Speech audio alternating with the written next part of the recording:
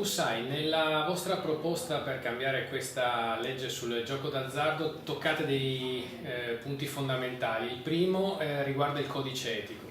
Sì, noi chiediamo che la Regione si impegni a fare un codice etico con gli esercenti perché ci sia un monitoraggio da parte di chi gestisce proprio anche le sale giochi del rischio dipendenza, magari anche fornendo materiale informativo e un rapido test per valutare il rischio di dipendenza dal gioco.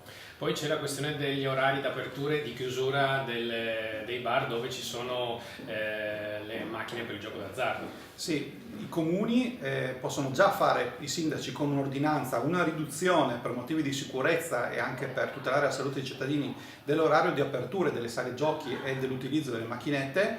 Noi, mettendo in legge, obblighiamo i comuni di ridurre questo orario di almeno 3 ore. C'è poi la questione dei luoghi dove si gioca vicino ai posti sensibili.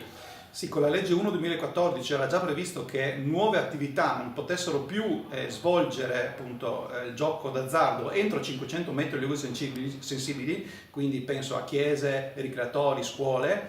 Il problema è per le autorizzazioni in essere, quindi chi già quando è entrato in vigore la legge 1/2014 aveva un'attività. Con la nostra legge si prevede un adeguamento entro un tot tempo anche delle attività in essere che quindi dovranno spostarsi entro 1 o 2 anni dai luoghi sensibili. E c'è poi la questione del marchio slot free, cioè essere i luoghi, i bar che siano riconosciuti che non hanno macchinette da gioco. La legge che abbiamo prevedeva che la Regione facesse un marchio slot free tramite cui le attività potessero avere anche una riduzione dell'IRAP. Questo marchio non è stato fatto e noi chiediamo invece non solo che si attui la legge 2014, ma chiediamo che sia istituito un elenco presso la Direzione Attività Produttive per pubblicizzare gli esercizi che in maniera etica decidono di togliere o di non mettere gli apparecchi per il gioco d'azzardo.